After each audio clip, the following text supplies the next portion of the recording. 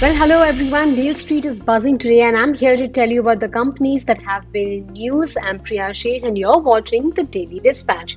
Now, the companies that are in focus today are Process, Global Bees, as well as Ola.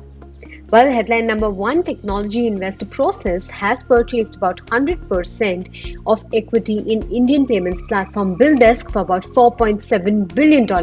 Now, this deal will complement its own PayU business and is subject to regulatory approvals. Now, this will be one of the largest acquisitions in the Indian fintech space this year, and the acquisition of BillDesk will see PayU becoming one of the leading online payment providers globally, handling a total payment volume of about $147 billion. Well, headline number two, First Prize Global Bees, which is a Thrasher style venture, has acquired sustainable home care products company, The Better Home. This is the company's first acquisition. Now, earlier, the company had raised about $150 million in a mix of equity and debt in a Series A round led by parent company First Prize. Well, moving on to the final headline of the day, sources say that ride-hailing major Ola is looking at raising about $1 to $1.5 billion via an initial public offering and is expected to file its DRHP in December quarter. Now, Ola is working with select banks including Citigroup as well as Kotak Mahindra Bank to manage this public offering. All right, moving on to our second segment. I have with me someone who has established themselves in the travel tech space. You've recently gone for an IPO and are now operating in the public space. I have with me Prashant Piri from EaseMyTrip. Thank you very much, Prashant, for joining us today on the Daily Dispatch. I want to begin by asking you about your results. You recently declared your numbers. And this was the first time that you all went, to the bourses and have declared your numbers. So we've seen a stellar profit also kicking in out there. So tell us a little bit about how the last quarter has been and or what has been the outcome in terms of numbers as we speak. Well, thank you, Priya, for having me on the show. Of course, the quarter went by pretty all right. The first quarter of FY22 was devastated by the second wave of COVID, right? So we practically got almost 1.5 months to work in that particular quarter. For the remaining time, the ticket volumes were low, but they were not zero, but they were low.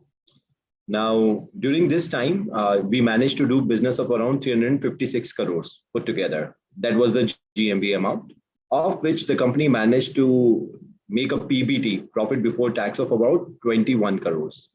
Now, given the times, we thought that the company did fabulously well. Of course, for the quarter four of FY22, the ticket volumes were much higher. We did business of about 900 crores. So from 900 crores, the GMV fell to 356 crores. However, the PBT fell only from 41 crores to 21 crores. So that is how we see this quarter as, to be honest, we are the only travel company who has remained profitable even in COVID wave 1 or COVID wave 2. I think the majority of the reason why we have been such is basically, due to our past. We have always remained profitable. We are an extremely lean and efficient company. And during the pandemic times, we were able to negotiate much better commissions from airlines, hotels, bus operators, and also managed to cut our cost dramatically during the COVID wave 1 itself by doing a lot of things by automation. So these were primarily the reasons why the quarter went pretty well, for the company. However, the coming quarter, which is the quarter two of FY22, is looking pretty good. As I told you, the entire quarter one, we did business of about 356 crores. Just the July quarter itself, just the July month itself, we did business of about 225 crores.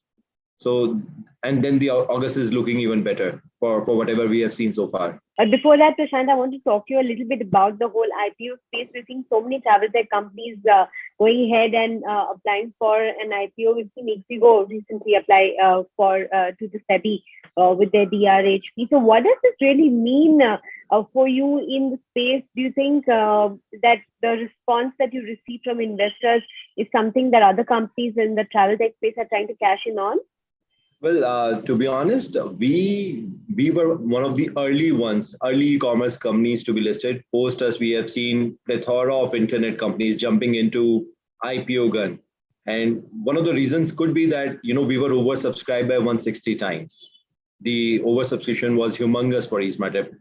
In a decade, I think we were the third most oversubscribed IPO. That I read it somewhere. So I'm assuming that yes, some of them openly say that they have taken inspiration from EaseMatter, and some of them don't. But clearly, we haven't seen any other e-commerce company listed the entire last year or year before. So I'm assuming that there is some inspiration coming from EaseMatter. I do wish all the companies who are jumping into the IPO guns a very good luck, and we welcome them towards the other side of the market, of not remaining private anymore and going public. And we will looking forward to have them. Right. Prashant, I want to talk to you a little bit about the next few quarters in terms of what kind of demand you're anticipating. You said already you're seeing green shoots in terms of recovery. July has been a good month for you, and August bookings have also been pretty decent for you. So tell us a little bit about which categories are doing well, and what is the kind of demand push that you expect over the coming months, because we also see the festive season that's shaping up. Oh, of course. See, I think that people are taking time to travel. I mean, people are grabbing the opportunity to travel whenever they can. This is exactly what we are seeing, and that is why one trend which we are seeing very clearly is that the bookings are almost impromptu. A lot of bookings are happening for today, tomorrow, day after tomorrow, which wasn't happening before. A lot of bookings are happening for one ways, where we used to see a lot of good round trips as well earlier. Now, a lot of bookings are happening for longer duration. If somebody's buying a hotel, earlier the average stay duration was 3.2 days. Now it is 4.7. So we're seeing these trends, and a lot of bookings are happening for 3-star, 4-star, 5-star properties. I think sanitization is one of the reasons why probably people are opting for higher category hotels. We are seeing a lot of bookings related to homestays. These are some of the trends which we are seeing. And I think a lot of these trends is probably here for a long run. And a lot of it is probably just the short to mid-term. Now, the travel season is coming, the vacation time, the festivity time is coming, and we are preparing ourselves for seeing a very good uptick in the demand, provided there is no COVID wave 3. I must also add that. That is something which is beyond our control, beyond anybody's control. However, I really think that this time, if there is a COVID wave 3, it is going to be pretty tepid, and it's going to be pretty well controlled. A couple of reasons. I think as country, we are much more better prepared than the last time, and also because of the vaccination drive. We have seen in countries where, because of the vaccination drive, even though the vaccination drive may not be able to curtail the COVID cases, but at least the hospitalization and death rates have curtailed to a very good limit. Once the country grows above 50% of countrymen being vaccinated. So this is one of the few things by which we are hoping on. Our travel advisory still remains the same, to travel with utmost precaution and follow all safety measures. But however, as a company, we are actually gearing up to see a huge uptick in demand. Right, Prashant, before I let you go, I want to talk to you a little bit about your targets for FY22, considering that you are factoring in the wave 3 that may perhaps come in towards the end of this year.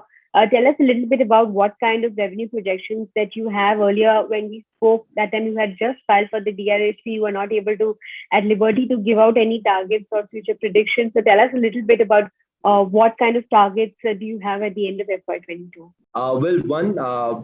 Before I tell what we are expecting for the future, I must also tell your viewers what has happened in the past.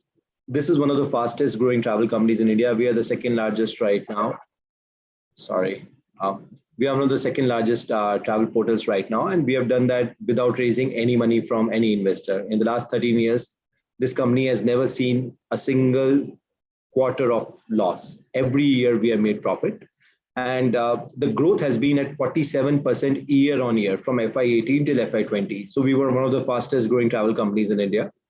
Of course, the COVID happened. However, for this particular year, even including COVID, a tepid COVID wave 3, we are anticipating at least 70 to 80% jump from FY21 numbers. That is what the expectation is from the management side. Of course, we have to see what happens exactly in the future. But we are looking forward to consolidate our growth in air segment. We have been growing pretty rapidly in air segment in the past. And we are looking forward to grow our non-air segment, both organically and inorganically.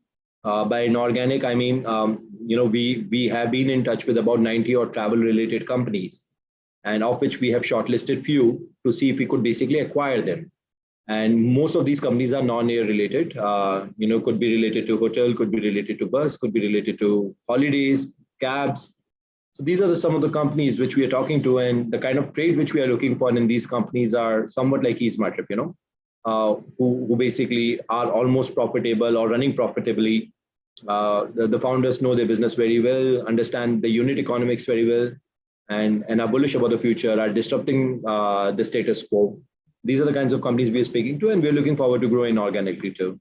All right, Prashant, we wish you all the very best, and we hope that your business continues to grow the way you have envisioned it too. Thank you very much for your time, and thank you so much for being a part of the Daily Dispatch. Well, time now to wrap up this edition of the Daily Dispatch. I'll catch you tomorrow at 5 p.m. Goodbye and have a lovely day.